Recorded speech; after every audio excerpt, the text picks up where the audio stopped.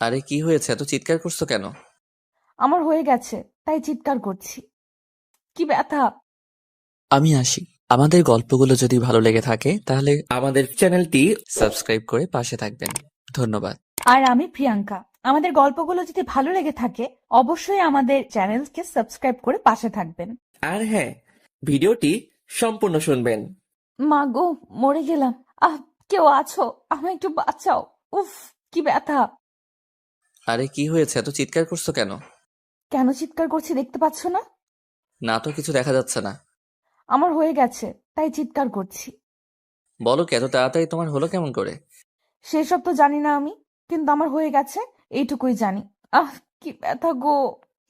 এই ফাজিল মেয়ে, এমন দুষ্টুমি করিও না। আমার এই সাউন্ড শুনলে কেমন কেমন যেন লাগে। আমি ব্যথায় কোকিয়ে উঠছি আর তুমি বলছো দুষ্টুমি? আল্লাহ গো, এমন বজ্জাত স্বামী আমার শত্রুরও যেন না হয়। আচ্ছা, ইয়ার্কি মারা বন্ধ করো, সত্যি করে বলো কোথায় ব্যথা করছে। কোথায় আবার? নাভির নিচের নরম কোমল জায়গায় ব্যথা করছে খুব।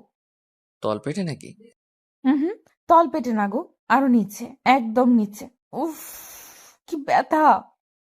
দেখো রিমি, একদম ফাইজলামি করো না। আমি কিন্তু সিরিয়াস। আমার কি কোনো কাজ নেই নাকি যে তোমার সাথে অযথা ফাজলামি করব? সত্যি ব্যথা করছে। আচ্ছা তাহলে আমায় দেখাও, আমি মালিশ করে দিচ্ছি। রাজ কথাটা বলতেই রিমির পাশে বসে পড়ল। রিমি একটু অদ্ভুত ভাবে রাজের দিকে তাকাচ্ছে। রাজ রিমির এই অদ্ভুত তাকানোর মানে বুঝতে পারছে না। মেয়েটি সত্যিই ব্যথা পাচ্ছে নাকি শুধু শুধু এমন করছে।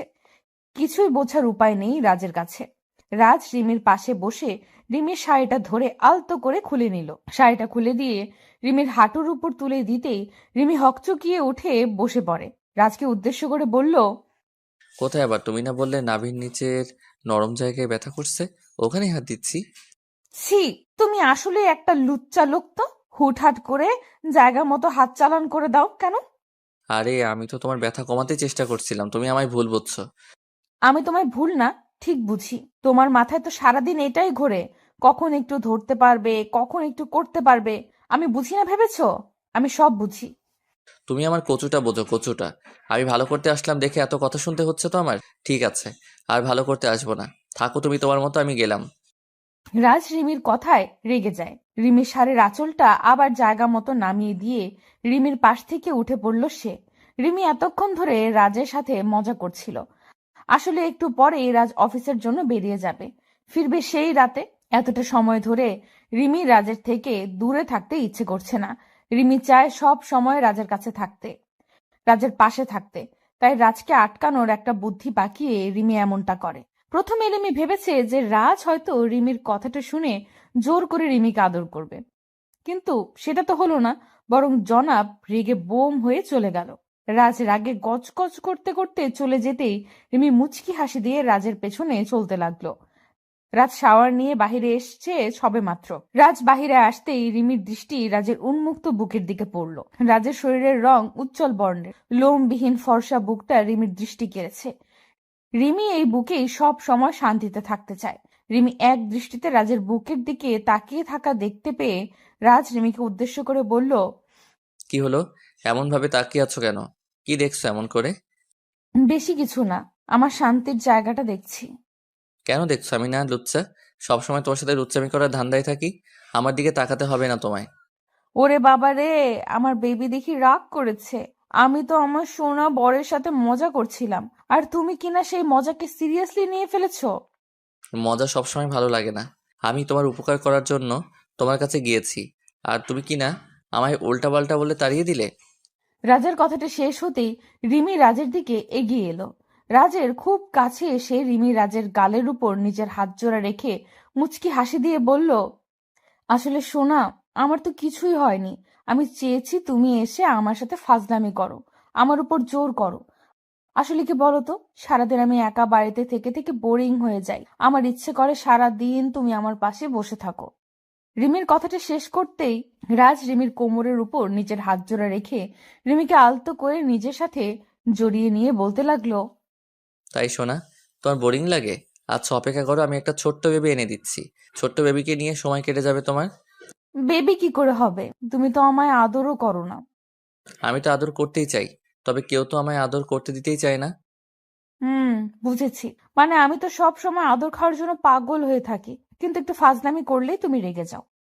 ওকে ঠিক আছে, এখন থেকে জোর করে আদায় করব। এবার হবে তো? জি, খুব হবে। এখন দাও, আমি তোমার শার্ট পরিয়ে দিচ্ছি। রিমি পরম আবেশে রাজকে শার্ট পরিয়ে দিতে লাগলো। রাজ রিমির এই ভালোবাসায় সারা দিন বিভোর হয়ে থাকে। পৃথিবীতে এত মানুষ থাকার পরেও সারা দিন রাজের দৃষ্টি শুধুমাত্র তার স্ত্রীকে খুঁজে চলে। একে আসক্ত ব্যক্তিদের কাছে নিজের স্ত্রীর চেয়ে সুন্দরী নারী আর কেউ নেই। রাত শার্ট পরে নিয়ে নাস্তা করতে চলে যায়। রিমি রাজের জন্য টিফিন রেডি করে দিচ্ছে। নাস্তা শেষ করে রাজ বাড়ি থেকে বেরিয়ে যাবে। দরজার কাছে এসে পেছন ফিরে রিমির দিকে তাকাতেই রাজ দেখতে পায় রিমি তার দিকে অপলক দৃষ্টিতে তাকিয়ে আছে। রাজ মুচকি হেসে রিমিকে উদ্দেশ্য করে বলল, এই পাগলি, এমন ভাবে কি দেখছো তুমি? আর কি দেখবো, আমার প্রিয় ভালোবাসার মানুষটিকে দেখছি। তাকে যতক্ষণ ধরে দেখি আমার মন আরো বেশি দেখার ইচ্ছা পোষণ করতে থাকে। ফাজিল, এখন যদি বলো তবে আমি অফিসে যাব কেমন করে? সেসব আমি জানি না। আমার স্বামীকে আমার মন ভরে দেখতে দাও তো। সব সময় তুমি এমন করো। আমার স্বামীর দিকে তাকিয়ে থাকলে তোমার হিংসে হতে শুরু হয়। দুষ্টু লোক একটা। রিমির কথাটা শুনে রাজ হেসে ফেলল। রাজ রিমির দিকে খানিকটা এগিয়ে এসে আলতো করে একটা হ্যাচকা টান দিয়ে রিমিকে নিজের বুকের উপর নিয়ে এলো।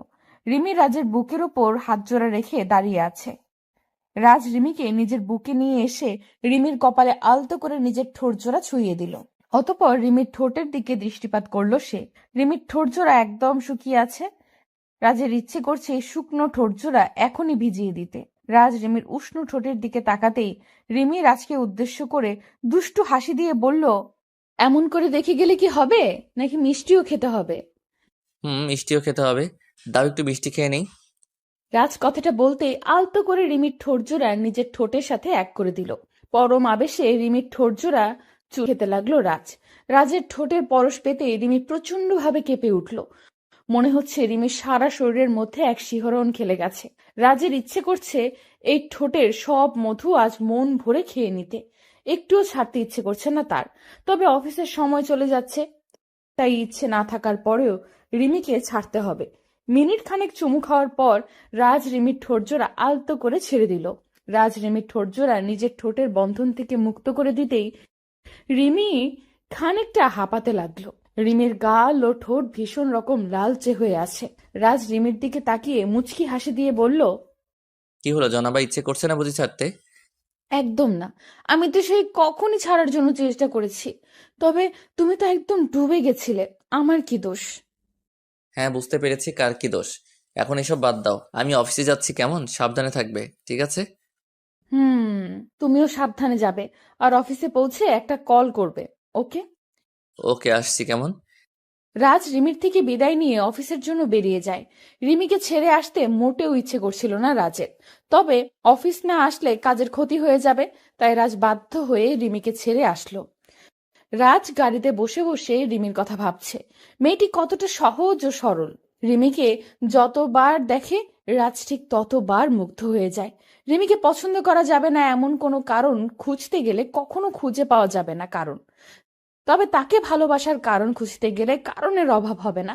রাজ রিমির কথা ভাবতেই মুচকি হেসে ফেলল। অফিসে এসে রাজ রিমিকে কল করে জানিয়ে দিল দুপুরের দিকে রাজ লাঞ্চ করার জন্য ক্যান্টিনে যায়। রাজ খাবার অর্ডার করতে রাজের পাশে এসে বসে নদী। নদী হলো রাজের কলিগ। নদী এসে রাজকে উদ্দেশ্য করে বলল, রাজ সাহেব, লাঞ্চ করতে এসেছেন বুঝি? জি ম্যাম, দুপুর তো হয়ে গেছে, তাই চলে আসলাম। হুম, একসাথে বসে কি লাঞ্চ করা যাবে? হ্যাঁ অবশ্যই, কেন নয়? বসুন না প্লিজ। রাজের সম্মতি পেয়ে নদী রাজের পাশে বসলো। রাজ কাউকে ইগনোর করে না ঠিক, তবে অন্য নারীর থেকে নিজেকে সব সময় দূরে রাখার চেষ্টা করে সে। নদীকে রাজের একটুও পছন্দ হয় না। মেয়েটা সব সময় রাজকে বিরক্ত করতে চলে আসে। রাজ অনেকবার নদীকে বলেছে যে নদী যেন নিজের লিমিট ক্রস না করে। তবে কি আর করার, মেয়েটার মাথায় কোনো সমস্যা আছে হয়তো। তা না হলে এতবার বলার পরেও রাজের পেছনে ঘুরঘুর করে কেন? রাজ খাবার মুখে তুলে নিতেই রাজ রাজ খাবার মুখে তুলে নিতেই নদী রাজকে উদ্দেশ্য করে বলল, তো আপনার দিনকাল কেমন চলছে? সবকিছু ঠিকঠাক আছে তো? জি, সব ঠিকঠাকই। আপনার কি অবস্থা? আমার আর অবস্থা, একটা ছেলেকে পাগলের মতো ভালোবাসা, তবে সে তো আমার দিকে ঘুরেও তাকায় না। তাই নাকি? যদি ছেলেটা এমন করে তবে তাকে ছেড়ে অন্য কাউকে খুঁজে নিন যে আপনাকে পাগলের মতো ভালোবাসা দিবে। খুঁজে তো নিতেই পারি, তবে আমার মনটা যেন তার প্রতি আসক্ত হয়ে আছে, তাই কাউকে পছন্দ হয় না। ও এই ব্যাপার। এমনও তো হতে পারে যাকে আপনি পছন্দ করেছেন তারও একটা পছন্দের মানুষ আছে, সেও তার জন্য আপনার মতো আসক্ত। সে যাই হোক, আমার শুধুমাত্র তাকেই চাই, ব্যাস। তাকে না পেলে আমার আর কাউকে নিজের লাইফে কখনো নিতে পারবো না। এটা ভুল কথা। আজ অবধি কারোর জন্য কারোর জীবন থেমে থাকেনি, জীবন তার নিজ গতিতে চলছে। হুম। রাজ ও রিমি আরো কিছু সময় কথা বলল। অতঃপর রাজ খাবার শেষ করে নিজের কেবিনে চলে যায়। সন্ধ্যার দিকে রাজের কাজ শেষ হলো। অফিস থেকে বেরিয়ে রাজ একটা গিফটের দোকানে চলে আসলো। রিমির জন্য কিছু গিফট দিতে চায় সে।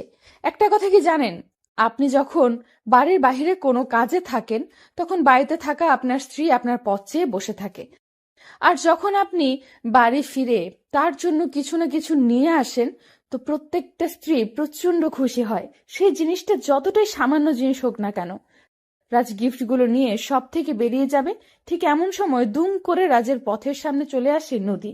নদী গিফট শপে রাজকে দেখে একটু চমকে গিয়ে বলল, আরে রাজ সাহেব যে, বুঝতে পারলাম না আজ সারা দিন আমার কি কারণে আপনার সাথেই দেখা হয়ে যাচ্ছে। এটা কি কাকতালীয় নাকি অন্য কিছু? কাকতালীয় নয়, আর না অন্য কিছু। এটা হলো কো অ্যাক্সিডেন্ট, এর বেশি কিছু নয়।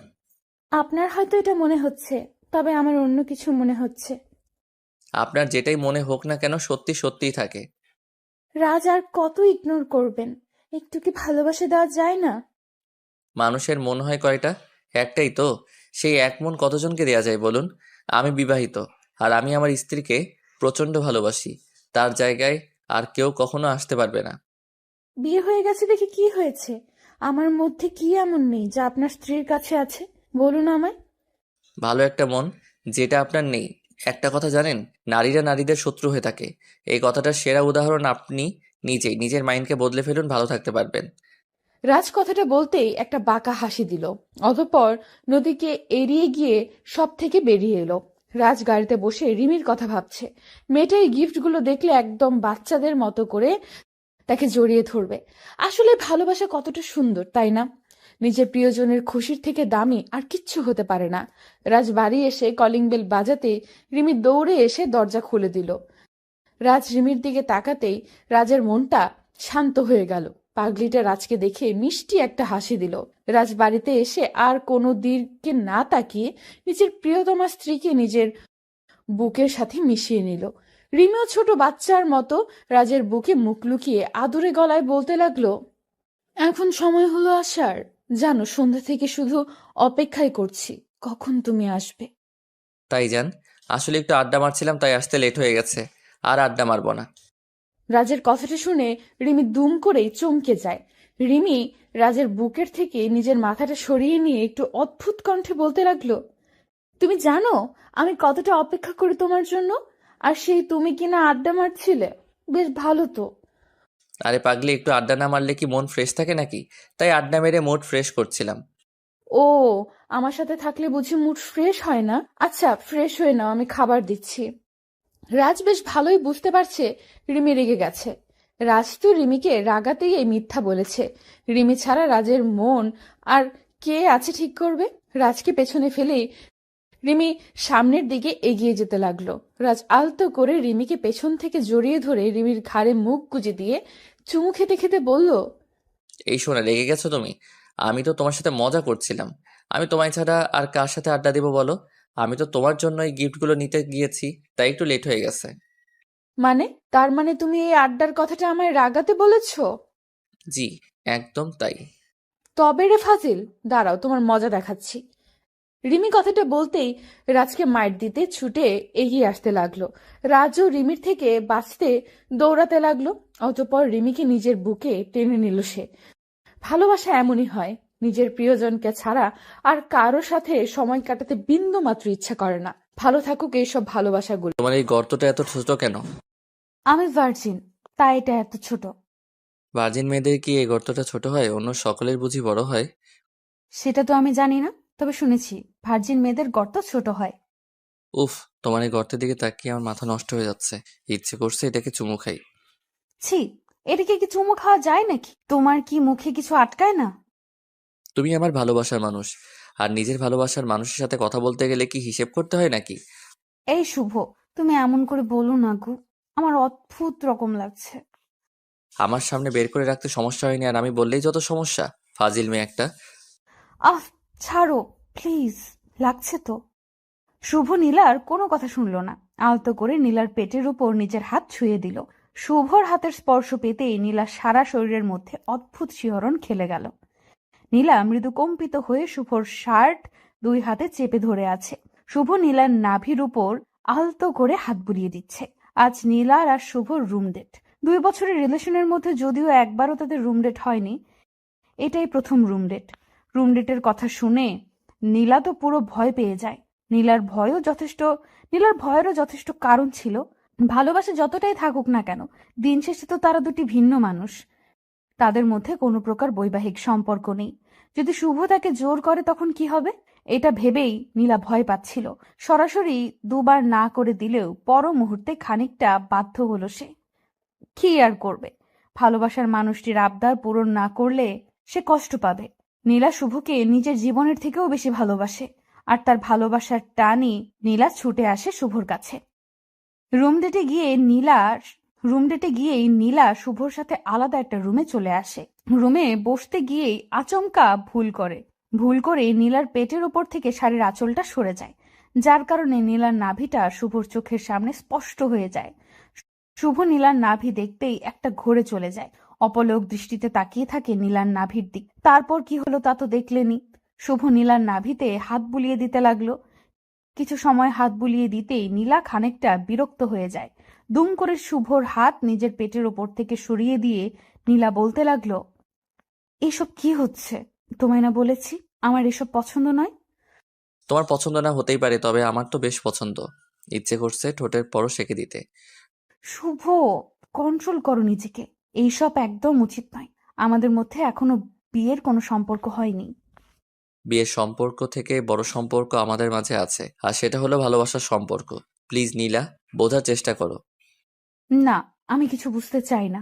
আমার এসব একদম অপছন্দ লাগছে। আমি আসছি। নীলা কথাটা বলতেই শুভর পাশ থেকে উঠে পড়তে চেষ্টা করলো। শুভ নীলার দিকে তাকিয়ে থেকে হঠাৎ করে নীলাকে ভীষণ অবাক করে দিয়ে দুম করে নীলার হাত শক্ত করে চেপে ধরলো। নীলা অবাক হয়ে শুভর দিকে তাকিয়ে আছে। কি করছে শুভ?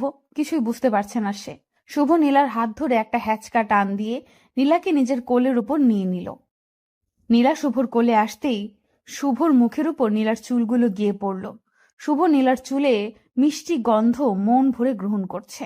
নীলা ঘোর কাটিয়ে ওঠার আগেই শুভ নীলার ঘাড়ের ওপর নিজের মুখ ঘষতে লাগলো। নীলা চোখ বন্ধ করে আছে। নীলা বেশ ভালোই বুঝতে পারছে যে শুভ তাকে জোর করছে। নীলা চেষ্টা করছেও শুভকে নিজের থেকে দূরে রাখতে, শুভর কাছ থেকে নিজেকে সরিয়ে নিতে। তবে কোনো কিছুতেই কি লাভ হচ্ছে না। শুভ নীলার কোমর ধরে আছে।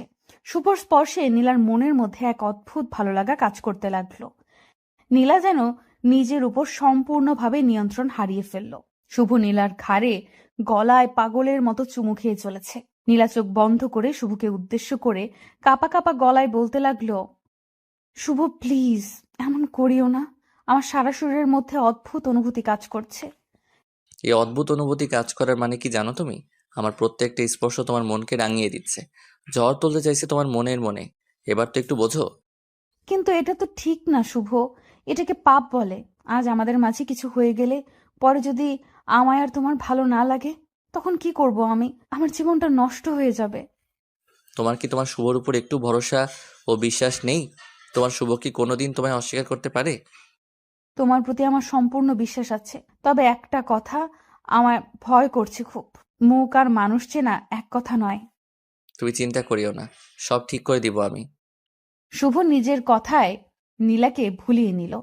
আজ শুভর মন পূর্ণতার নেশায় আসক্ত হয়ে আছে। খুব বেশি করে নীলাকে নিজের কাছে পেতে চায় শুভ। এতটা কাছে যে তাদের মাঝে 1 ইঞ্চিও দূরত্ব শুভ সহ্য হচ্ছে না। নীলা আর কিচ্ছু বলতে পারল না। শুভর প্রতি তার অগাধ বিশ্বাস আছে। শুভ আর যাই করুক না কেন নীলাকে কখনো ঠকাতে পারে না। নীলাও আর বাধা দিল না। শুভর প্রত্যেকটা স্পর্শে সমানভাবে রেসপন্স করলো নীলা। শুভ নীলার ঠোঁটজোড়া নিজের দখলে নিয়ে পাগলের মতো চুমু খেতে লাগলো। নীলা কিছু সময় নিশ্চুপ থাকার পর নিজেকে আর সামলাতে পারল না। শুভর সাথে সেও পাগলের মতো আদর করতে লাগলো। দুজন যেন একে অপরের মাঝে ডুবে যেতে ব্যাকুল হয়ে আছে। শুভ নীলার শরীর থেকে একটু একটু করে সমস্ত পোশাক খুলে ফেলে দিল। নীলা এখন শুভর সামনে উন্মুক্ত হয়ে আছে। উন্মুক্ত নীলাকে দেখে শুভর চোখে মুখে এক অজানা নেশার ছাপ স্পষ্ট হয়ে গেল। নীলা বুঝতে পেরে গেছে যে তার প্রিয়জনের আসলে এখন কি চাই। নীলা নিজেকে সম্পূর্ণভাবে শুভর সামনে তুলে ধরল। দুজন পূর্ণতার নেশায় মেতে উঠল। কিছু সময়ের জন্য তারা ভুলেই গেছে যে তারা যেটা করছে সেটা ভালোবাসা নয়, নিছক আকর্ষণ মাত্র। নীলা আর শুভ একে অপরের মাঝে সম্পূর্ণভাবে হারিয়ে গেল। পাগলের মতো আদর করতে থাকলো দুজন দুজনকে। আদর পর্ব শেষ হলো প্রায় ঘন্টাখানেক পরে। নীলা ক্লান্ত হয়ে বিছানায় শুয়ে আছে। নিজের নগ্নতা ঢাকার বিন্দুমাত্র শক্তিও যেন তার শরীরে নেই। শুভ ক্লান্ত হয়ে গেছে। নীলার বুকের ওপর মাথা রেখে শুয়ে আছে সে। নিশ্চুপ হয়ে কিছু সময় দুজন একে অপরকে জড়িয়ে ধরে শুয়ে থাকার পর সকল নীরবতা ভেঙে শুভ নীলাকে উদ্দেশ্য করে বলল, চুপ করে আছো কেন? কি হয়েছে? কিছু হয়নি। আমার মাথা ও সারা শরীর ব্যথা করছে ভীষণ। হুম, ভার্জিন মেয়েদের একটু ব্যথা হবেই। পেইন কিলার খেয়ে নিলেই ব্যথা কমে যাবে। হুম। আচ্ছা, তুমি তবে একটু রেস্ট করো, আমি ফ্রেশ হয়ে আসছি। শুভ কথাটা বলতেই নীলার উপর থেকে উঠে যায়। শুভ উঠে পড়তেই নীলা চাদর টেনে নিয়ে নিজের শরীর ঢেকে নিল। মনের মধ্যে এতক্ষণ কোনো প্রশ্ন উদয় না হলেও এখন অনেক প্রশ্ন মনের মধ্যে উদয় হয়েছে অধরার। মনের মধ্যে এতক্ষণ কোনো প্রশ্ন উদয় না হলেও এখন অনেক প্রশ্ন মনের মধ্যে উদয় হয়েছে নীলার। বারবার মনে হচ্ছে শুভ শুধু তাকে শারীরিকভাবে ভোগ করার জন্য এমন ভালোবাসার নাটক করছে। মন থেকে নীলাকে শুভ ভালোবাসে না। কিন্তু যদি শুভ নীলাকে মন থেকেই ভালো না বাসে তবে সেটা তো শুভর আচরণে প্রকাশ পেত। এমন কিছু তো নীলার চোখে পড়েনি। নীলা আর কিচ্ছু ভাবতে পারছে না। নিজের সব থেকে দামি সম্পদ, নিজের সম্মান আজ বিসর্জন দিতে হয়েছে ভালোবাসার কাছে। নিজের কাছে নিজেকে বড্ড ছোট মনে হচ্ছে তার। নীলার অজান্তেই চোখের কোণে পানি এসে জমা হলো। শুভ ফ্রেশ হয়ে এসে নীলাকে ঠায় শুয়ে থাকতে দেখে বলল, কি হলো, এখন শুয়ে আছো যে? ফ্রেশ হবে না নাকি? নীলা নিশ্চুপ। শুভর প্রশ্নের কোনো উত্তর সে দিল না। শুভ আর বুঝতে বাকি নেই যে নীলার মনটা খারাপ হয়ে গেছে। শুভ নীলার দিকে এগিয়ে এসে নীলার কপালে হাত রেখে বলল, দেখো নীলা, আমরা একে অপরের জন্য জন্মেছি। আমাদের মাঝে কোনোদিন বিচ্ছেদ নামক কোনো শব্দ আসবে না, তুমি আমায় বিশ্বাস করতে পারো। হুম। এখনো মন খারাপ করে আছো? আরে যেটা একটা না একটা দিন হবার ছিল সেটা আজ হয়ে গেল, এতে কষ্ট পাওয়ার মতো কি আছে? কষ্ট পাচ্ছি না, ঠিক আছি আমি। আচ্ছা, তবে চলো ফ্রেশ হয়ে নাও, বাড়ি ফিরতে হবে তো নাকি? হুম, আসছি, ওয়েট করো। নীলা বিছানা থেকে উঠে ফ্রেশ হতে চলে যায়। বিছানা থেকে নীলা উঠে পড়তেই শুভর চোখ বিছানার উপর পড়ল। খানেক জায়গায় রক্তের দাগ লেগে আছে। রক্তের দাগগুলো দেখে শুভর মনটা খারাপ হয়ে যায়। আসলে নীলার সাথে এত জোর করে এই কাজটা করা উচিত হয়নি তার। মেয়েটার মনটা একদম নরম, বেশি কিছুর প্রয়োজন না। একটু ভালোবাসাই তো চেয়েছে সে, শুধু শুধু কষ্ট দিয়ে ফেললাম। কথাটা আপন মনে বলল শুভ। নীলা ফ্রেশ হয়ে বাইরে আসতেই শুভ নীলার দিকে এগিয়ে যায়। নীলা ঠিকমতো সোজা হয়ে দাঁড়াতে পারছে না, হয়তো তার শরীর একটু অসুস্থ হয়ে আছে। শুভ নীলার কোমর ধরে আলতো করে খুঁড়িয়ে খুঁড়িয়ে নীলাকে রুম থেকে নিয়ে সোজা চলে আসে গাড়িতে। শুভ নীলাকে গাড়িতে বসিয়ে গাড়ি নিয়ে বেরিয়ে পড়ল। কিছু দূর ড্রাইভ করতেই শুভ দেখতে পেল রাস্তার পাশে একটা ফার্মেসির দোকান খোলা আছে। শুভ গাড়িতে সাইডে পার্ক করে গাড়ি থেকে নেমে পড়ল। গাড়ি থেকে নেমে শুভ নীলার জন্য পেন কিলার, কিছু মেডিসিন ও প্রোটেকশন পিল নিয়ে নিল। অতঃপর গাড়িতে এসে নীলাকে মেডিসিনগুলো দিল। নীলা মেডিসিনগুলো হাতে নিয়ে প্রশ্নসূচক কণ্ঠে শুভকে বলল, এইসব কিসের মেডিসিন? এটা হলো পেইন কিলার, ব্যথা কমে যাবে।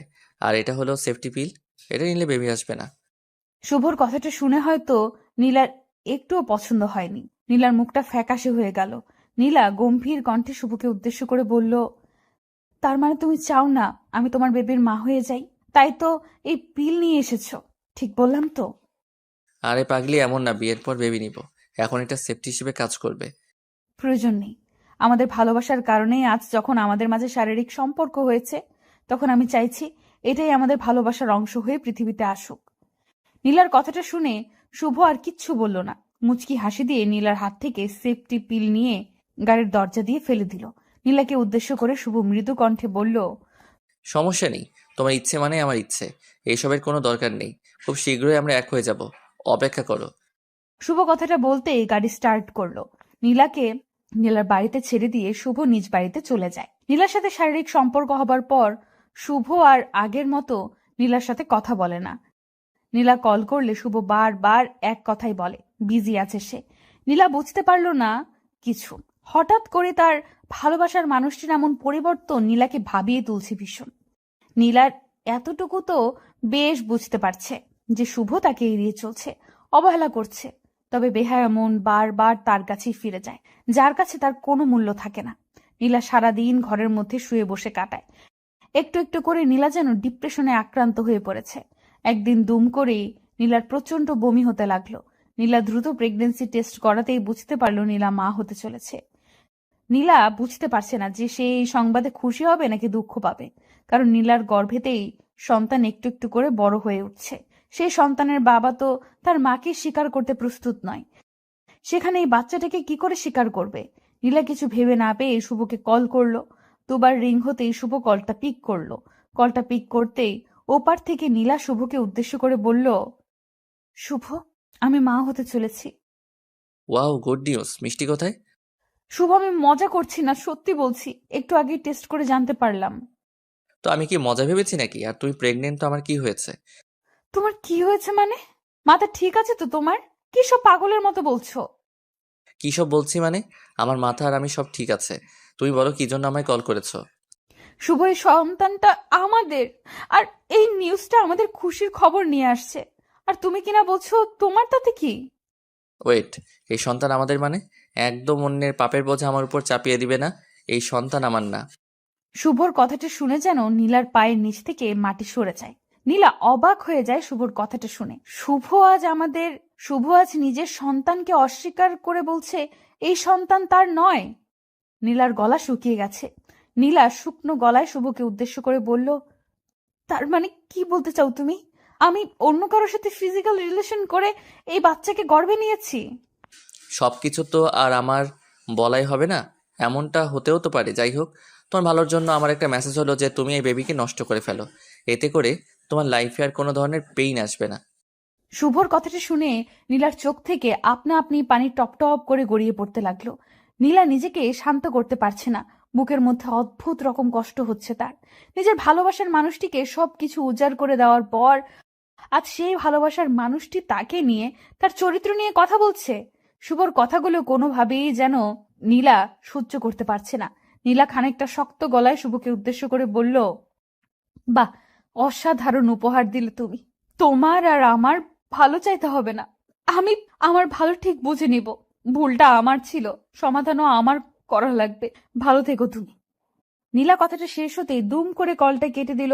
ফোনটা সুইচ অফ করে দিয়ে নীলা বালিশের সাথে মুখ চেপে কান্না করতে লাগল। নিজের জীবনের আজ শেষ করে দেওয়া ছাড়া আর কোনো উপায় নেই। নীলা একটা ভুলের কারণে আজ দুটি জীবন নষ্ট হতে চলেছে। নীলা কোনোভাবেই নিজের মনকে বোঝাতে পারছে না যে শুভ তার সাথে প্রতারণা করেছে। মেয়েরা আসলেই বোকা। একটু ভালোবাসা পাবার লোভে তারা নিজের সব কিছু দিয়ে দিতে পারে, আর দিন শেষে প্রতারিত হয়। নীলা কান্না করছে। হঠাৎ করে শুভ অনুভব করলো কারো একটা হাত নীলার কাঁধের উপর পড়ছে। নীলা মুখ ঘুরিয়ে পেছনে তাকাতেই দেখতে পায় শুভকে নিজের রুমে দেখে নীলা চমকে যায়। নীলা প্রশ্নসূচক কণ্ঠে বলে উঠল, তুমি আমার রুমে কি করছো? আচ্ছা, তোমায় নিয়ে যেতে এসেছি, তাও নিজের স্ত্রী করে।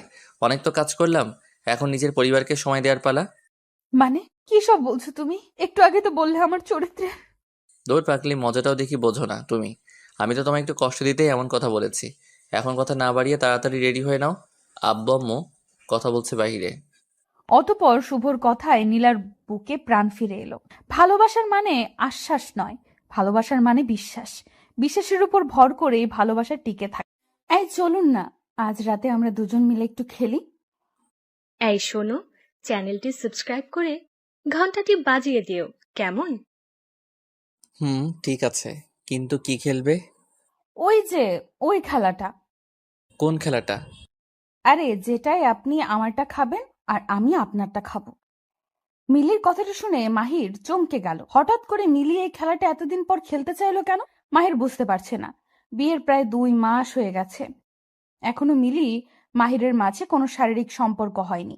যদি মাহির চেষ্টা করে মিলির সাথে কিছু একটা করতে, ঠিক তখনই মিলি সরাসরি মাহিরের সাথে একটা সিন ক্রিয়েট করে ফেলে।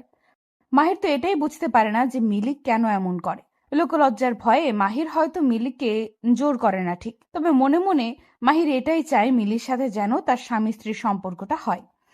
মাহির কিছু সময় চুপ থেকে অতঃপর মিলিকে উদ্দেশ্য করে হাস্যোজ্জ্বল মুখ নিয়ে বলল, মিলি, তুমি সত্যি বলছো তো ওই খেলা খেলবে?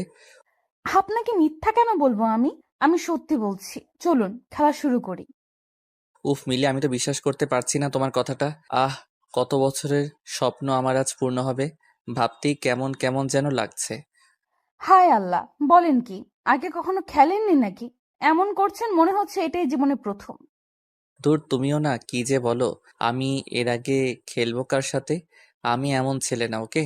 আমি পরনারীর দিকে কখনো খারাপ দৃষ্টিতে তাকাইনি। আর বলছো আমি কি না খেলবো? হয়েছে হয়েছে, আপনি যে কত সাধু তা আমার জানা আছে। এখন কথা না বাড়িয়ে রেডি হয়ে নিন, খেলবো আমরা। 2 মিনিট সোনা, আমি এমনিতেই খেলার জন্য সবসময় রেডি হয়ে থাকি। এই নাও, একদম রেডি হয়ে গেলাম। মাহির কথাটা বলতেই নিজের শার্টের বাটন খুলে শার্টটা সোফার উপর ছুঁড়ে দিল। মিলি মাহিরের বডির দিকে তাকিয়ে আছে কৌতূহলপূর্ণ দৃষ্টি নিয়ে। মাহির শার্ট খুলে মিলির দিকে এগিয়ে আসলো। মিলি ভ্রু কুঁচকে মাহিরের দিকে তাকিয়ে আছে। মাহির মিলির দিকে তাকিয়ে দাঁত বের করে হেসে দিয়ে বলল, খেলার আগে তো প্রিপারেশন নিতে হয়, তাই নিয়ে নিলাম আর কি। তুমিও খুলে নাও। খেলার আগে কি খুলতে হয়? জামা কাপড় খুলতে হয় আর কি। আমি শুনেছি খেলার আগে খুলতে তো হয় ঠিক, তবে সেটা হলো লুডুর কোর্ট। আপনি কোন খেলার কথা বলছেন? এই ওয়েট ওয়েট, তুমি কি খেলার কথা বলছো? একটু পরিষ্কার করে বলো তো। আমি তো তোমার কথাই বুঝতে পারছি না। আমি লুডো খেলার কথা বলছি। মানে, এতক্ষণ ধরে তুমি এই লুডো খেলার কথা বলেছো আর আমি কি না? হুম, আপনি কি না কি। মিলি ভ্রু কুঁচকে কথাটা বলতেই মাহির কিছু সময় মাথাটা নিচু করে রেখে অতঃপর মাহির মিলির কাছে এসে বসলো আর মিলির হাত ধরে বলতে লাগলো, দেখো মিলে, আমার না ভীষণ ইচ্ছে করছে সব স্বামী স্ত্রী যা যা করে ওইসব করতে। তোমার কি কোনো ফিলিংস নেই? সবাই কি করে, আর আমার মধ্যে তো অনেক ফিলিংস আছে। বলুন আপনি কি করে আপনাকে ফিলিংস দেখাবো আমি? দেখো কি কি করে, তুমি শুধু চুপ করে আমার আদরগুলো অনুভব করো। বলুন আপনি কি করে আপনাকে ফিলিংস দেখাবো আমি? মাহির কথাটা বলতেই মিলির কোমর ধরে আলতো করে মিলিকে নিজের কাছে টেনে নিল। মিলি চুপ হয়ে মাহিরের দিকে তাকিয়ে আছে। মাহির মিলির ঠোঁটের দিকে মুগ্ধ দৃষ্টিতে তাকালো। মিলির ঠোঁটজোড়া এতটা সুন্দরভাবে মাহিরের দিকে তাকিয়ে আছে যে মনে হচ্ছে কোনো গোলাপের পাপড়ি সদ্য ফুটেছে। মাহির মিলির ওই রসালো ঠোঁটের দিকে নিজের ঠোঁটজোড়া এগিয়ে নিয়ে যেতেই মিলি দুম করে মাহিরকে সজোরে একটা ধাক্কা মেরে দিল। মিলির ধাক্কা খেয়ে মাহির খানিকটা দূরে সরে যায় মিলির কাছ থেকে। মাহির মিলির দিকে কৌতূহলপূর্ণ দৃষ্টি নিয়ে তাকাতেই মিলি রাগে গজগজ করতে করতে মাহিরকে উদ্দেশ্য করে ভীষণ কর্কশ কণ্ঠে বলতে লাগলো, ছি, আপনাকে আমি কতটা ভালো মানুষ মনে করেছিলাম, অথচ আপনিও এতটা নোংরা হবেন আশা করতে পারিনি আমি। মিলি, আমি নোংরামির কি করলাম? আমি তো তোমায় ভালোবাসি আর তোমায় আদর করতে চাইছি। এতে নোংরামি কোথায় পেলে? আপনি যেটাকে ভালোবাসা বলছেন সেটা আসলে নোংরামি। এটা আমি খুব ভালো করে জানি। পুরুষ মানুষ কাছে আসা মানেই পাপ। আপনি আমার কাছে, আপনি আমার সাথে এইসব কাজ করার চেষ্টা করছেন, আমায় পাপের ভাগী করতে চাইছেন। মানে কি সব বলছো? স্বামী স্ত্রী এইসব করবে না তো কি করবে? আর আমার বাবা মা আর তোমার বাবা মাও তো এইসব করেছে। এতে পাপের কি আছে? মাহিরের কথাটা হয়তো মিলির একটুও ভালো লাগেনি। মিলির চোখজোড়া হঠাৎ করে রক্তবর্ণ ধারণ করে নিল। মাহির মিলির ঠোঁটের দিকে তাকিয়ে ভয় চুপসে গেল। বুঝে উঠতে পারল না যে সে কি এমন বলেছে যার কারণে মিলির এতটা রাগ উঠে গেছে। মাহির একটা ঢোক গিলে মিলিকে ভয়ে ভয়ে কণ্ঠে বলল, মিলি, তোমার চোখ জোড়া এমন হয়ে আছে কেন? আমি কি কিছু খারাপ বলেছি? চুপ, একদম চুপ। আপনি এতটা অসভ্য লোক, ছি। আপনি কিনা আমার বাবা মাকে নিয়ে বাজে কথা বললেন। আপনি এতটা লুচ্চা একটা লোক, ছি। মিলি, কি বলছো জানো তুমি? স্বামী স্ত্রী এসব করে, এটা কোনো পাপ না। বিয়ের পর স্বামীর সাথে কিছু করাকে পাপ বলে না, একটু তো বোঝার চেষ্টা করো। আপনি আমায় বোকা পেয়েছেন। খুন বিয়ের আগে করলে ফাঁসি হবে, আর বিয়ের পর করলে বুঝি হবে না? আপনি আমায় যা বোঝাবেন আমি তাই বুঝবো, তাই না? মিলি রে মিলি, আমি তোরে কেমনে বুঝে? এখন তুই যেটা বলছিস সেটা পাগলের মতো কথা। স্বামী স্ত্রীর ভালোবাসার আরেক নাম পূর্ণতা। শারীরিক সম্পর্ক না হলে আমাদের কোনো দিন বেবি আসবে না, আর না আসবে সংসারের শান্তি। এইবার তো বুঝো। মাহিরের কথাটা শুনে মিলি কান্না করে দিল। মাহির যথেষ্ট রেগে আছে। আর বিয়ের পর থেকে মিলির এসব ফালতু কথা সহ্য করে চলেছে মাহির। আর কত সহ্য করবে সে? বিয়ের পর স্বামী স্ত্রীর মাঝে যদি কোনো সম্পর্ক নাই থাকে তবে বিয়ে করার কি আছে? মিলিকে কান্না করতে দেখে মাহির অবাক হয়ে যায়। হঠাৎ করে আবার কি হলো এই মেয়ের যে কান্না করতে লাগলো? মাহির মিলিকে উদ্দেশ্য করে বলল। এই আবার কি হলো তোমার? কান্না কেন করছো? মিলি মাহিরের কথায় কোনো উত্তর দিল না। এই ধ্যানে কান্না করেই যাচ্ছে। মিলির কান্না দেখে মাহিরের মনে মনে রাগ হতে লাগলো। এখনই মিলির কান্নার শব্দ অন্য সবাই শুনতে পাবে আর এখানে ছুটে আসবে। মাহির নিজের মাথাকে একটু শান্ত করে মিলিকে উদ্দেশ্য করে বলল। দেখো মিলি, কান্না করিও না প্লিজ। তুমি এমনভাবে কান্না করলে এখনই কেউ চলে আসবে। প্লিজ কান্না করিও না। কান্না করবো না তো কি করব? আপনি আমায় বকেছেন। আমি আর এই বাড়িতে থাকবো না। আমি এক্ষুনি আমাদের বাড়িতে চলে যাব। চলে যাবে মানে? কেন চলে যাবে? আমি কি করেছি? আপনি আমার সাথে অসভ্যতামি করেছেন। প্রতি রাতে আমার সাথে বাজে কাজ করার জন্য আমায় ফোর্স করেন। আমি আর আপনার সাথে থাকবো না। মিলির কথাটা শুনে মাহিরের ইচ্ছে করছে মিলিকে খেয়ে ফেলতে, কিন্তু এখন আর মিলিকে কিছু বলা যাবে না, নয়তো মিলি সত্যি সত্যি চলে যাবে। মাহির নিজের মাথাকে ঠান্ডা করে মিলিকে উদ্দেশ্য করে বলল। আচ্ছা মিলি, আমি দুঃখিত। আমায় ক্ষমা করে দাও। আর কখনো আমি এইসব নিয়ে বাড়াবাড়ি করব না, প্রমিস। আপনার কথা আমি বিশ্বাস করি না। আমি চাই আপনিও আমার মতো ভালো হয়ে যান, পাপ থেকে নিজেকে দূরে রাখুন। অথচ আপনিও কিনা সেই এক পাপ করার জন্য উঠে পড়ে লেগেছেন। আমি আর কি করে আপনাকে বোঝাই বলুন তো? আর কিছু বোঝাতে হবে না, আমি সব বুঝতে পেরে গেছি। সত্যি আর কখনো আমি কিছু করব না। কথাটা মাথায় থাকে যেন। থাকবে থাকবে, মাথায় মনে প্রাণে সব জায়গায় লেগে থাকবে। মিলির জন্য মাহিরের বাসর রাত তো শেষ হলোই, সেই সাথে শেষ হলো মাহিরের সাংসারিক জীবন। মাহির নিজেও জানে না এই মেয়ের মাথায় কি সমস্যা আছে। নিজের স্বামীকে সন্তুষ্ট রাখাটা প্রত্যেক নারীর পরম কর্তব্য। সেইখানে মিলি কিনা নিজের স্বামীকে বারবার নিজের থেকে দূরে রাখতে ব্যস্ত। মাহির এক বুক হতাশা নিয়ে ঘুমিয়ে পড়ল। সকালবেলা মাহিরের ঘুম ভাঙলো মিলির চিৎকারে। মিলি চিৎকার করে মাহিরকে ডাকছে। মিলির চিৎকারের শব্দে মাহির হকচকিয়ে বিছানা থেকে উঠে পড়ল। মিলির দিকে চোখ কচলাতে কচলাতে তাকিয়ে বলল, মাহির। কি হয়েছে? এত সকাল সকাল এমন করে চিৎকার করছো কেন? বাড়িতে কি তোর পড়েছে নাকি? চোর না, ডাকাত পড়েছে। আপনার ঘুম এত গভীর কেন? আমি মরে গেলেও তো আপনার ঘুম ভাঙবে না। হয়েছে, এখন হেয়ালি না করে সরাসরি বলো কি হয়েছে। আমি না আজ একটা ঘটনা ঘটিয়ে ফেলেছি। এই আপনাকে বলতে ছুটে এসেছি। সকাল সকাল আবার কি ঘটিয়ে ফেলেছো? আমাকে না আম্মু বলেছে আমাদের বেবি কবে হবে। আমি বলে দিয়েছি খুব তাড়াতাড়ি আসছে বেবি। ঠিক বলেছি না? কি আসবে আমি শুনতে পাইনি, আবার বলবে। আরে লজ্জার কথা, আপনি এমন করে বললে কি করে আমি বলবো বলুন? বলেছি বেবি আসবে। এত বড় মিথ্যা বললে তুমি। এখন পাপ হবে না মিথ্যা বললে? আমি মিথ্যা কেন বলবো? আমাদের কি বেবি আসবে না নাকি? আজব লোক একটা। বেবিটা আসবে কি করে সেটা আমায় বলবে? ও মা, সবার যেমন ভাবে আসে ঠিক তেমন ভাবেই আসবে। সবার যেমন ভাবে আসবে তেমন ভাবে আসবে মানে? সবার মতো কি আমাদের মাঝে কিছু হয়েছে? হয়নি মানে? আপনার সাথে আমার বিয়ে হয়েছে, তো বেবি কেন আসবে না? ওরে আল্লাহ, কোন বিপদে আমায় ফেললে তুমি! তুলে নাও আমায়। এই মেয়েটা আমায় পাবনা না পাঠিয়ে শান্ত হবে না। আরে আপনি এত ওভার রিয়েক্ট করছেন কেন? বেবি আল্লাহ দিবে, শুধু মন থেকে আল্লাহর কাছে চাইতে হবে। আচ্ছা মিলি, আল্লাহ বেবি দিবে সেটা আমি বিশ্বাস করলাম, কিন্তু আল্লাহ তো তখনই আমাদের কথা শুনবে যখন আমরা বেবি হবার আমল করব, তাই না? আমল তো আমি জানি। মন থেকে একদম পবিত্র হয়ে আল্লাহর কাছে চাইলে আল্লাহ নিরাশ করবেন না। হ্যাঁ বুঝেছি আমি। আল্লাহর কাছে চাইতে থাকো মন প্রাণ দিয়ে। আল্লাহ দিবে বেবি, কিছু করতে হবে না বেবির জন্য।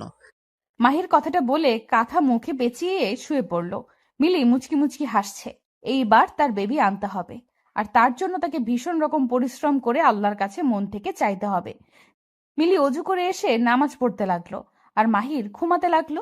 দেখতে দেখতে কেটে যায় 3 মাস। আল্লাহর অশেষ রহমতে মিলি এখনো মা হতে পারেনি, কারণ মা হবার জন্য যা করতে হয় সেটা মিলির কাছে পাপ। সো আল্লাহ কি করে দিবে? মিলির মন খারাপ, বেবি হচ্ছে না দেখে মিলির মাথায় আগুন জ্বলছে। এত ভালো করে আল্লাহর কাছে বলল, তবু আল্লাহ কেন দিল না? মিলি বুঝতে পারছেন।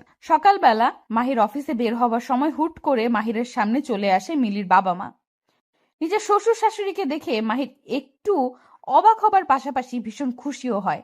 মাহির তাদের সালাম দিয়ে বলল, আব্বা আম্মা, আপনারা হঠাৎ করে এখানে? আমায় কল করতেন, আমি নিজেই আপনাদেরকে নিয়ে আসতাম। না, সমস্যা নেই বাবা। তুমি কি অফিস যাচ্ছ? জি আব্বা, আমি অফিসেই বের হচ্ছিলাম।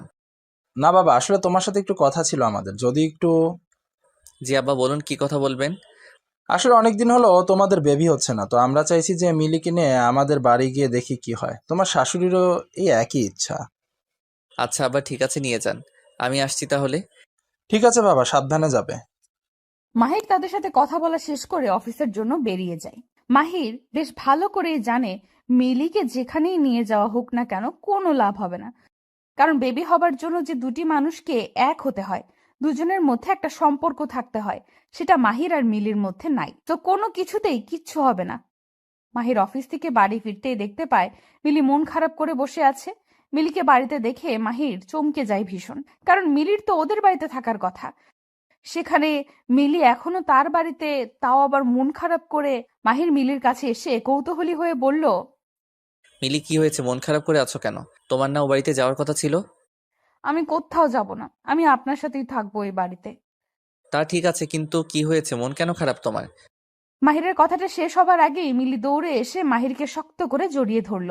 মাহির খানিকটা অবাক হয়ে যায় মিলির এমন কাজে। মিলি মাহিরকে শক্ত করে জড়িয়ে ধরে কান্না করতে লাগলো।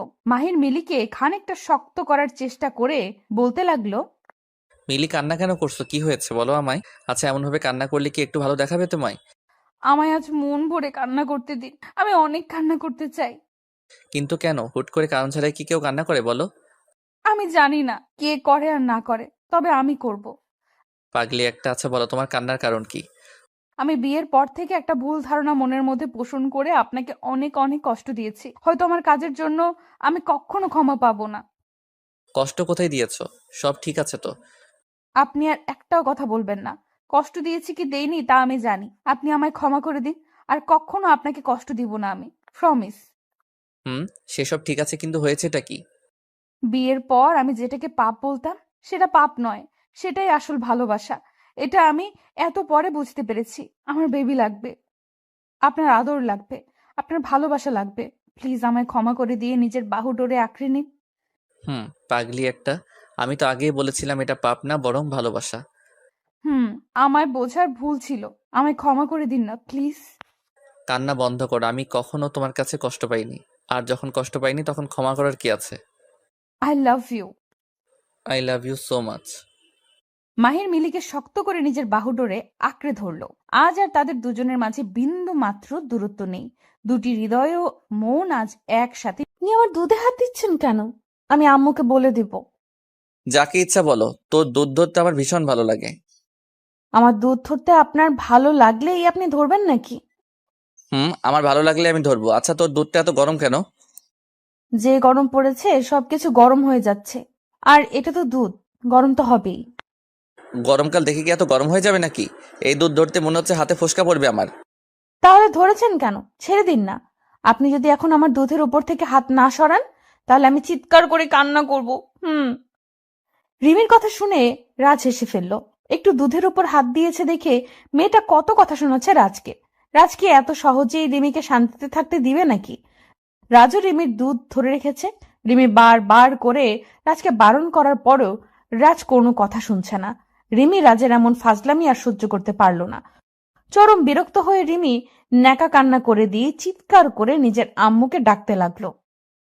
আম্মু, দেখো রাজ ভাই আমার দুধ ধরছে বারবার। আমি বারণ করার পরেও ছাড়ছে না উনি।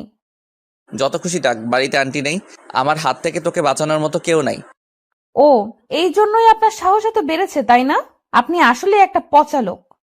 হুম, আমি পচা লোক তো কি হয়েছে? এমন ভাবে চিৎকার করছিস মনে হচ্ছে আমি তোর দুধ ধরে আছি। তো কার দুধ ধরে আছেন? এই দুধ তো আমারই। এই দুধ তোর কি করে হয়? এই দুধ তো গরুর। তুই কি গরু নাকি? গরুর দুধ গোয়ালি বিক্রি করেছে আর আমি কিনে নিয়েছি, তার মানে এইটা এখন এই দুধ আমার। ওরে কি লজিক রে! শোন, আমি গরুর দুধ ধরেছি, আর আমি এখন এটা খাবো। তুই চুপটি করে বসে থাক, তা না হলে কিন্তু তা না হলে কি? এই দুধ ছেড়ে অন্য কোনো দুধ খাওয়া শুরু করে দিব। ছি ছি ছি, এইসব কি ধরনের কথা? আপনার লজ্জা করে না এসব বলতে? এক ফোঁটাও লজ্জা করে না আমার। বেশি কথা বললে আরো অনেক কথা বলবো আমি। রাজের কথা শুনে রিমি চুপ হয়ে যায়। রাজ সময় সময় তার বাড়ি এসে তার সামনে এমন ফাজলামি করবে রিমি অনেক সহ্য করেছে, তবে আজকাল রাজের কোনো কিছুতেই সে সন্তুষ্ট হতে পারে না। হুট করে রিমিকে আই লাভ ইউ বলাই হোক বা রিমিকে জড়িয়ে ধরা, কোনো কিছুতেই রাজ দুবার ভাবে না। রাজের এমন কার্যক্রমে রিমির পরিবারও কিছু মনে করে না, করবেই বা কেন? রাজের মতো ভালো ছেলে আর কোথাও আছে নাকি? রিমির জন্য এই ছেলেটাই পারফেক্ট। রিমিকে চুপ হয়ে থাকতে দেখে রাজ মলিন কণ্ঠে বলতে লাগলো, এই রিমি, কি ভাবছিস তুই? তোকে এমন কাকতাড়ুয়ার মতো বসে থাকা দেখলে আমার একটু ভালো লাগে না। তো কি করব, নাচবো নাকি এখন? তুই নাচতে চাইলে নাচতে পারিস, আমি কোনো সমস্যা নেই। আপনার দুধ খাওয়া হয়েছে? এই তো প্রায় শেষ, কিন্তু কেন?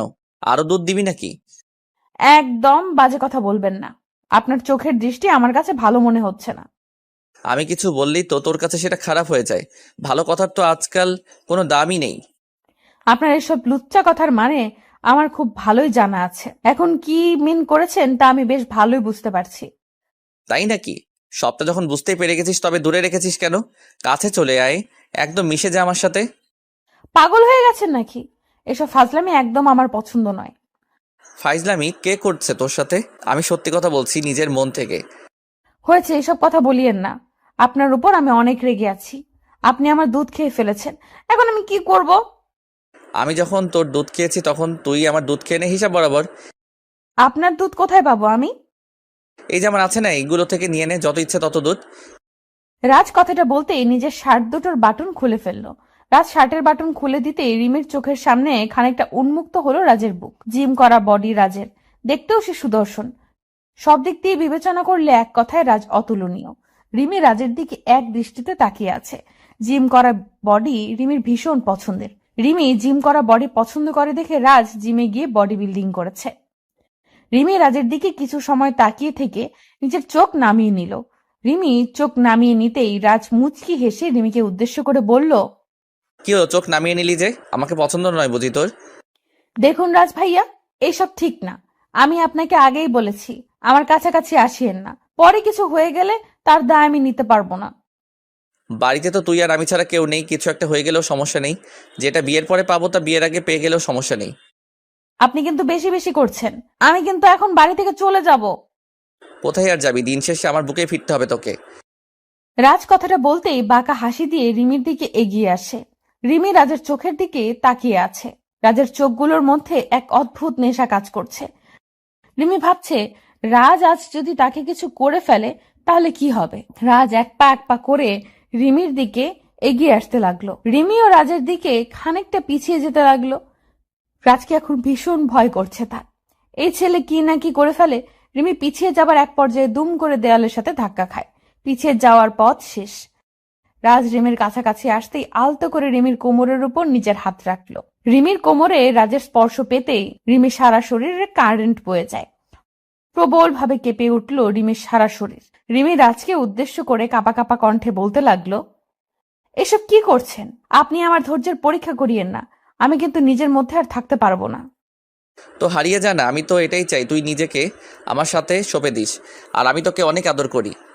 কিন্তু এটা তো ঠিক নয়, এটা তো পাপ। পাপ পুণ্যের হিসেব কষতে আমি এখানে আসিনি। তাছাড়া আমায় তুই তোর দুধ খাইয়ে আমার মাথা খারাপ করে দিয়েছিস। এখন আমি তোকে আদর করবই করব। আমায় আটকাতে পারবে না কেউ। রাজ কথাটা বলতেই রিমিকে জড়িয়ে নিল নিজের বুকে। রিমিকে শক্ত করে জড়িয়ে ধরে রাজ রিমির পিঠের উপর হাত বুলিয়ে দিচ্ছে। রিমি রাজের প্রত্যেকটা স্পর্শে বারংবার কেঁপে কেঁপে উঠছে। রাজ রিমির এই কম্পনে নিজেকে আরো প্রবল নিঃশাক্ত অনুভব করছে। রাজ আলতো করে রিমির থুতনি ধরে রিমির থুতনি উঁচু করে দিতেই রিমি সকল লজ্জাকে সাইডে ফেলে দুম করে রাজের নিজের ঠোঁটজোড়া তারা শক্ত করে চেপে ধরলো। রাজ বিশ্বাস করতে পারছে না এটা রিমি, কারণ রিমি সর্বদা প্রচন্ড লজ্জা পেয়ে আসছে। সেই রিমি কিনা আজ নিজেই রাজের ঠোঁটের সাথে নিজের ঠোঁট এক করে নিয়েছে। কথাটা ভাবতেই চমকে যায় রাজ। রিমি রাজের ঠোঁটজোড়া নিজের দখলে নিয়ে পাগলের মতো চুমু খেতে লাগলো। রাজও উন্মাতের মতো করে রিমির ঠোঁটের ভালোবাসার পরশ নিয়ে যাচ্ছে। কিছু সময় চুমু খাওয়ার পর রাজ আলতো করে রিমির ঠোঁটজোড়া ছেড়ে দিল। রিমির ঠোঁটের মধ্যে থেকে নিজের ঠোঁটজোড়া তুলে নিয়ে রাজ রিমির বুকের উপর থাকা ওড়নাটা এক টানে নিজের হাতে নিয়ে নিল। ওড়না সরে যেতেই রাজের সামনে রিমির বুকটা উন্মুক্ত হয়ে যায়। রিমি নিজের উন্মুক্ত বুক ঢাকার বিন্দু মাত্র চেষ্টা করলো না। কারণ রিমি এটাই চেয়েছে। রাজ রিমির বুকের দিকে তাকিয়ে আছে। রিমি রাজের দিকে তাকিয়ে মুচকি মুচকি হাসছে। রাজ আর অপেক্ষা করতে পারল না, দুম করে রিমিকে কোলে তুলে নিল সে। রিমিকে কোলে তুলে নিয়ে রাজ সোজা বিছানায় চলে যায়। রিমিকে বিছানায় শুইয়ে দিয়ে রাজ ঝাঁপিয়ে পড়ল রিমির উপর। তারপর কি হলো সেটা আর বলার অপেক্ষায় রাখে না। রিমি আর রাজ একে অপরের মাঝে ডুবে যায়। আদর করার নেশায় মেতে ওঠে রাজ। প্রায় 2 ঘন্টা পর রাজ ক্লান্ত হয়ে রিমির বুকের উপর লুটিয়ে পড়ল। রিমি রাজকে শান্ত হয়ে যেতে দেখে বলতে লাগলো, কি হলো জনাব, এতক্ষণ পর আপনার শেষ হলো? ও সরি, খুব তাড়াতাড়ি শেন হয়ে গেল তাই না? সরি। হ্যাঁ, ফার্স্ট টাইম তো, তাই আর কি। এই চুপ করো ফাজিল, এত সময় ধরে আদর করেছো, বাবা রে, আমি তো ভেবেছি আজ আর শেষ হবে না। ইচ্ছে তো ছিল না শেষ করার, একবার একবার শুরু হয়ে যাওয়ার পর আর থামতে ইচ্ছে করে না। এমন ভাবে চলতে থাকলে তোমার জন্য 2 দিন পর পর খাট কিনে আনতে হবে। তাই হয়তো আনতে হবে। রাজ কথাটা শেষ করার সাথে সাথে কলিং বেল বেজে উঠল। কলিং বেলের শব্দ পেতেই রিমি দ্রুত জামা পরে নিল, আর রাজও জামা পরে নিল।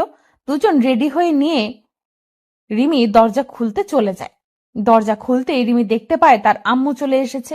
রিমির আম্মু রুমে প্রবেশ করতে করতে রিমিকে উদ্দেশ্য করে বলতে লাগলো, রাজ কি চলে গেছে নাকি এখনো আছে? না আম্মু, রাজ ভাইয়া এখনো রুমেই আছে। কিন্তু কেন? এমনি, ওর সাথে আমার কথা আছে।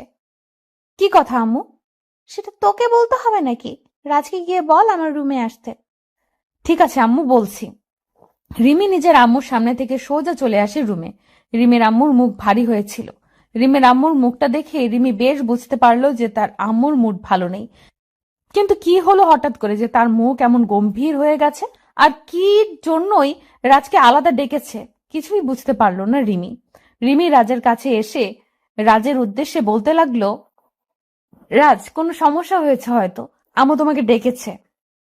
হঠাৎ করে আবার কি সমস্যা হলো? সেটা তো আমি জানি না, তুমি কথা বলার সময় সাবধানে কথা বলবে, ঠিক আছে? ঠিক আছে, ওয়েট, আমি দেখে আসছি। তুই পেইন কিলার খেয়ে রেস্ট করো একটু। রাজ রিমিকে রুমে রেখে রিমির আম্মুর রুমে চলে যায়। রাজ রিমির আম্মুর রুমে আসতেই রিমির আম্মু রাজকে উদ্দেশ্য করে শক্ত গলায় বলতে লাগলো, রাজ, তোকে এখানে কেন ডেকেছে জানিস? না আন্টি, কেন বলুন তো? দেখ, তোকে আমি ছোটবেলা থেকে নিজের হাতে বড় করেছি। আমার আর তোর বাবা মায়ের ইচ্ছে তোর সাথে রিমির বিয়ে হোক। তোর কি মতামত? আন্টির কথাটা শুনে রাজের মনের মধ্যে খুশিতে লাড্ডু ফুটতে লাগলো। রাজ তো এটাই চেয়েছে এত বছর, যেন রিমি আর তার বন্ধুত্বের সম্পর্কটা ভালোবাসায় আর তারপর বিয়েতে পূর্ণতা লাভ করে। আজ সেই স্বপ্নটা পূরণ হতে চলেছে। রাজ খুশিতে গদগদ হয়ে রিমির আম্মুকে বলল, জি আন্টি, আমার দিক দিয়ে তো কোনো সমস্যা নেই, তবে রিমির মনের কথা তো আর আমি জানি না। এখন আপনারা যা ভালো মনে করেন তাই করেন। রিমির কথাটা জানতে চাই আমি। ওকে তো এই বিষয়ে কিছু বলতেও পারছি না। একবার বলেছে ও নাকি এসবে নাই। এখন আমি কি করে বলতো? আন্টির কথাটা শুনে রাজ চমকে যায়। রিমি যদি বলে থাকে যে তার মনের মধ্যে রাজকে নিয়ে কোনো ফিল নাই, তবে আজ যেটা হলো সেটা কি ছিল? রাজ তার আন্টিকে কিছু বলার ভাষা খুঁজে পাচ্ছে না। রিমি কি তবে তার সাথে কোনো নাটক করেছে? রাজ কিছু সময় চুপ থেকে অতঃপর বলল, আচ্ছা আন্টি, আমি রিমির সাথে কথা বলে দেখছি ব্যাপারটা, তারপর আপনাদের জানাবো, ওকে? তাই করিস বাবা। আমার মেয়েটার কোনো কথাই আমি বুঝতে পারি না। আন্টির সাথে আরো কিছু সময় কথা বলার পর রাজ রিমির রুমে চলে এলো। রিমি পেইন কিলার খেয়ে শুয়ে আছে বিছানায়। রাজ রুমে কখন প্রবেশ করেছে রিমি বলতে পারবে না। রাজ রিমির কাছে এসে রিমির পাশে বসে ভীষণ কর্কশ কণ্ঠে বলতে লাগলো, এই শুয়ে আছিস কেন? আমি আর কখনো তোদের বাড়ি আসবো না। রাজের আচমকা বলা কথাটা শুনে রিমি হকচকিয়ে বিছানা থেকে উঠে পড়ল। হঠাৎ করে রাজের কি হলো কিছুই বুঝতে পারছে না রিমি। রিমি প্রশ্নসূচক দৃষ্টিতে রাজের দিকে তাকিয়ে বলল, কি হয়েছে? কেন আসবে না? আম্মু কি তোমায় কিছু বলেছে? কিছু বলেছে মানে? সরাসরি বলে দিয়েছে তোর সাথে আমার আর কোনো সম্পর্ক থাকুক সেটা উনি চাইছেন না, তাই আমি আর কখনো তোর সাথে দেখা করতে আসবো না। এই মাথা ঠিক আছে তো তোমার? আম্মু হঠাৎ করে এইসব কেন বললো? সেটা তোমার আম্মুকে গিয়ে জিজ্ঞেস করো। আমি আসছি, ভালো থেকো। রাজ কথাটা বলতেই রিমির সামনে দিয়ে চলে যেতে নিল। রাজকে চলে যেতে দেখে রিমি দুম করে রাজার হাত ধরে ফেললো আর রাজকে উদ্দেশ্য করে বলল, এই কোথায় যাও তুমি? আমার ছেড়ে কোথাও যেতে পারবে না তুমি। আমি আম্মুর সাথে কথা বলছি। সে তুমি বলতেই পারো, তবে তাতে কোনো লাভ হবে না। আগে চলো তো আমার সাথে, তারপর দেখছি লাভ হয় নাকি লোকসান হয়। রিমি রাজের হাত ধরে রাজকে টানতে টানতে নিয়ে যায় রিমির আম্মুর কাছে। রিমি তার আম্মুর কাছে এসে বলতে লাগলো, আম্মু এটা কি হলো? তুমি না বললা রাজ ভাইয়ের সাথে আমার বিয়ে হবে, এখন আবার রাজ ভাইকে বলছো আমার থেকে দূরে থাকতে। এটা কি হচ্ছে? আমি রাজকে ভালোবাসি আর ওকেই নিজের করে পেতে চাই। রিমির কথা শুনে রিমির আম্মু মুখের উপর, আমার কলা ধরে আপনি কি করবেন?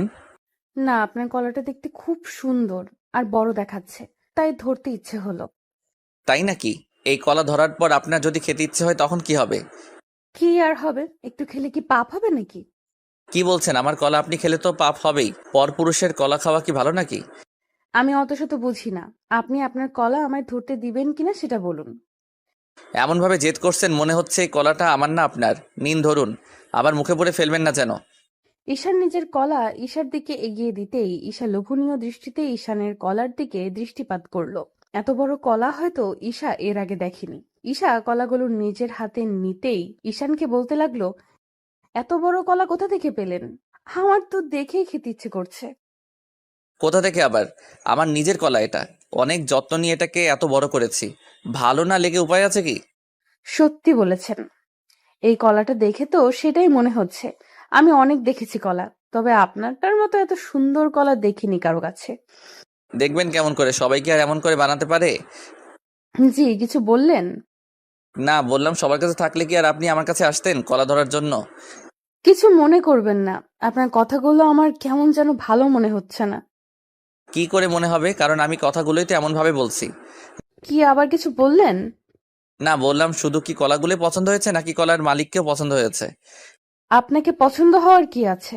আপনার কলাগুলোই পছন্দ হয়েছে আমার।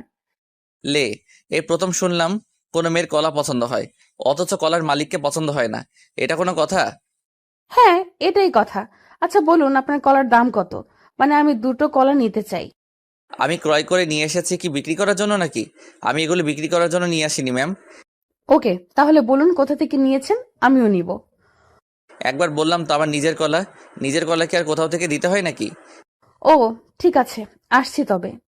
ঈশা কথাটা বলতেই চলে যেতে নিল। ঈশান ঠায় দাঁড়িয়ে আছে। এত কষ্ট করে দীর্ঘ 2টি ঘন্টা দাঁড়িয়েছিল একটু ঈশার সাথে কথা বলার জন্য, অথচ ঈশার সাথে কথা বলার আগে ঈশা চলে যেতে চাইছে। এটা কি ঈশান মেনে নেবে নাকি? ঈশান ঈশার পেছন পেছন দৌড়ে এগিয়ে এসে ঈশাকে পেছন থেকে বলল, এই ম্যাম, আপনি কি রাগ করলেন নাকি? না, রাগ করার মতো কি আছে? না, কেন জানি মনে হলো আপনি রেগে গেছেন। আচ্ছা, এই কলাগুলো আপনার পছন্দ হয়েছে? পছন্দ হয়েছে বলেই তো বললাম আমায় দিয়ে দিতে। ওকে, তাহলে নিন। কত দিতে হবে? ভালোবাসার কি কোনো দাম হয় মিস? হোয়াট, কি সব বলছেন আপনি? আর আমি বলছি যে কাউকে ভালোবেসে কিছু দেওয়াতে কি দাম ধরতে হয় নাকি? আপনার ইচ্ছা হয়েছে নিয়ে যান, গাছের কলা আমার কি? কিন্তু আমি তো আপনার থেকে এমন ভাবে কিছু চাইছি না। আমি দাম দিতে প্রস্তুত আছি, আপনি বলুন না। বললাম তো লাগবে না, নিয়ে যান প্লিজ। ঈশান কথাটা বলে ঈশার হাতে কলাগুলো ধরিয়ে দিয়ে চলে যায়। ঈশা তো অবাক হয়ে আছে ঈশানের কাজে। ঈশানের সাথে ঈশার পরিচয় তেমন একটা গভীর সময়ের নয়। ঈশা আর ঈশান কলেজে যাওয়ার পথে একসাথে যায়, সেখান থেকেই তাদের পরিচয়। আজ বিকেলবেলা ঈশা কোচিং শেষ করে বাড়ি ফেরার পথে ঈশানের সাথে তার দেখা হয়। ঈশানের সাথে দেখা হতেই ঈশা দেখতে পায় ঈশানের হাতে কলা আছে, আর কলাগুলো দেখতে খুব সুন্দর। তাই ঈশা ঈশানের কাছে কলাগুলো চাইলো। ঈশান প্রথমে নাটক করে পরে আবার দিয়ে দিল। ঈশা আর কিছু ভাবতে পারলো না, সোজা নিজের বাড়িতে চলে আসলো। বাড়িতে এসে ঈশা কলাগুলো নিজের রুমে নিয়ে গিয়ে কলার খোসা ছাড়িয়ে নিতে চেষ্টা করলো, তবে কোনোভাবেই কলার খোসা ছাড়ানো যাচ্ছিল না। ঈশাকে কলার খোসা ছাড়াতে দেখে ঈশার ছোট বোন এসে ঈশাকে উদ্দেশ্য করে কৌতূহলপূর্ণ কণ্ঠে বলল, আপু, এইসব কি করছিস তুই? কিছু না রে, এই কলার খোসা ছাড়িয়ে নেওয়ার চেষ্টা করছি। তুই কি বোকা, দেখতে পাচ্ছিস না এগুলো রাবারের কলা? এগুলো কি খাওয়া যায় নাকি? রিমির কথা শুনে ঈশার টনক নড়ে।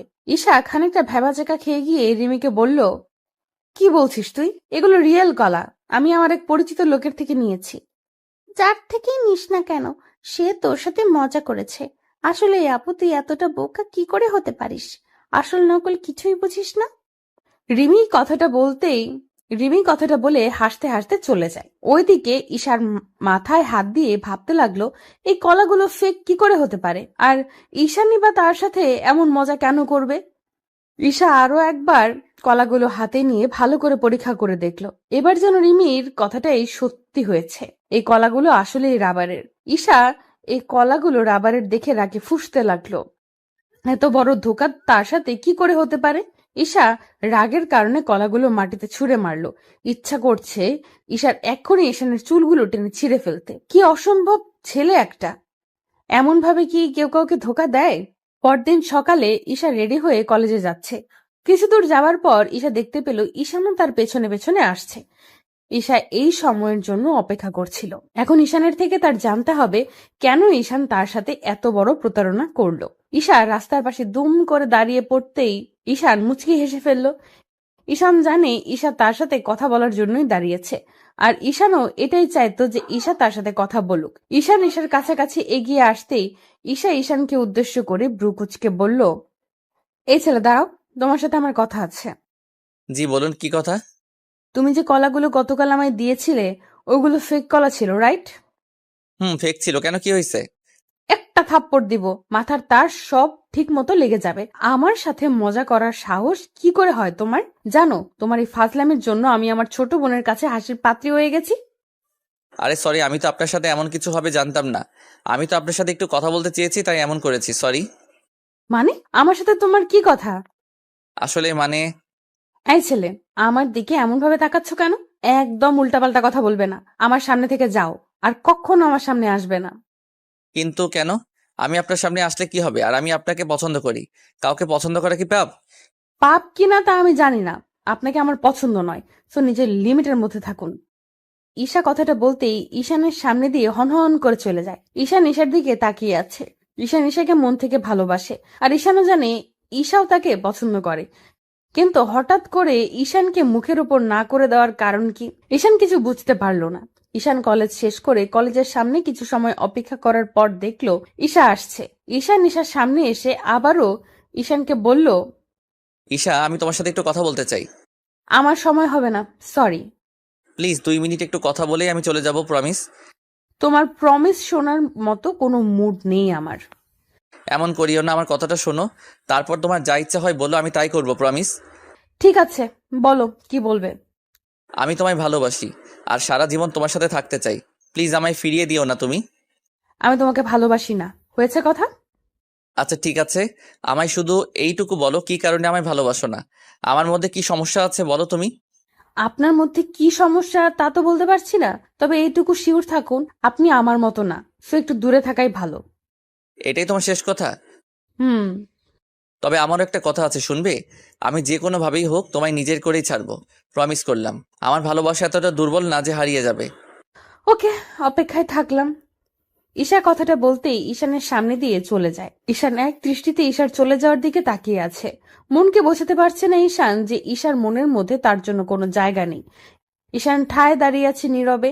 ঈশানকে এমন দাঁড়িয়ে থাকতে দেখে ঈশানের বন্ধু রাজ এসে ঈশানকে উদ্দেশ্য করে বলল, কিন্তু কেন, কি হয়েছে? আর বলিস না দোস্ত। আচ্ছা আমি কি দেখতে খারাপ? কোনো নেশা করি? চরিত্র খারাপ আমার? না তো, কিন্তু কেন, কি হয়েছে? ঈশা আমায় রিজেক্ট করেছে। জানিস, ওকে প্রথম দেখে আমি পাগল হয়ে গেছি। এতটা পাগল হয়েছি যে ওকে ছাড়া আমি বাঁচতে পারবো না। সেই ঈশা আজ আমায় মুখের উপর না করে চলে গেছে। আমি কি করব বুঝতে পারছি না দোস্ত। সত্যি ভালোবাসিস ওকে? সত্যি ভালোবাসি আমি। তাহলে চাপ নিচ্ছিস কেন? তুই এক কাজ কর, তোর বাড়ির লোকেদের জানিয়ে দে, তারপর দেখ কি হয়। মানে বাড়ির লোকদের জানালে আমাকে বাড়ি থেকে বের করে দিবে, তখন আমি কোথায় যাব? ভালোবাসার জন্য মানুষ জীবনও দিয়ে দেয়, আর তুই কিনা বাড়ি চিন্তা করছিস? ছি দোস্ত।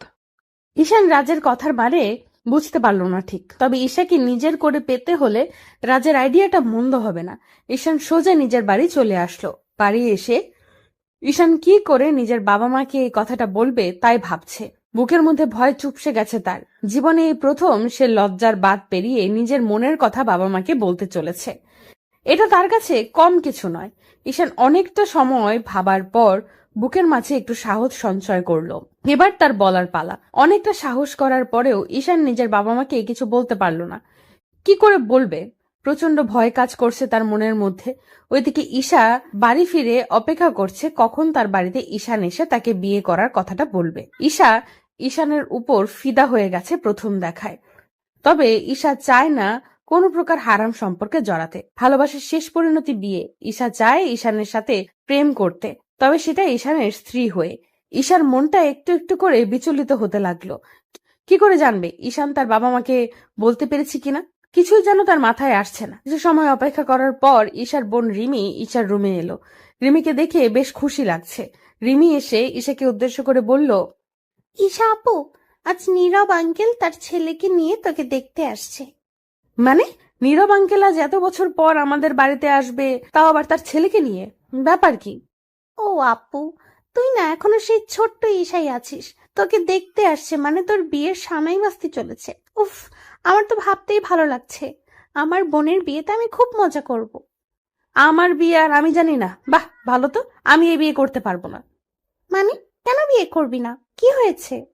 কি হবে? কিছু হয়নি। আমি অন্য কাউকে পছন্দ করি, তাই এই বিয়ে করতে পারবো না। কাকে পছন্দ করিস?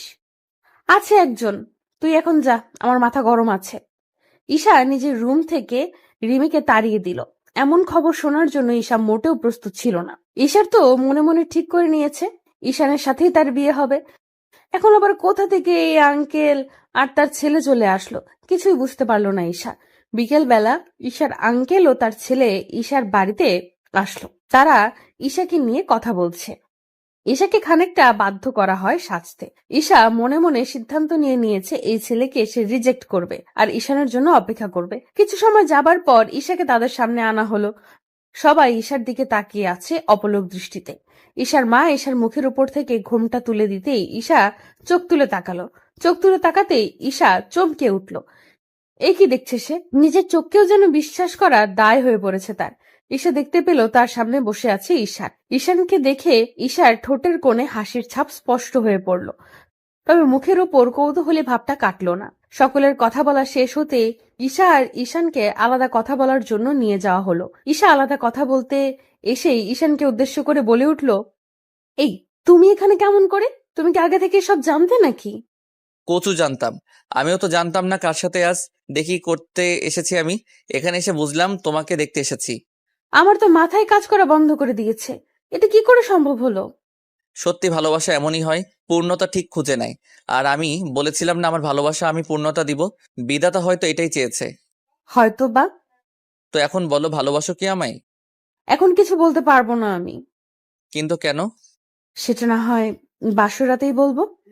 ঈশার ঠোঁটের কোণে মিষ্টি হাসিটা দেখে ঈশানের আর বুঝতে বাকি থাকলো না যে ঈশার মনের কথাটা কি হতে পারে।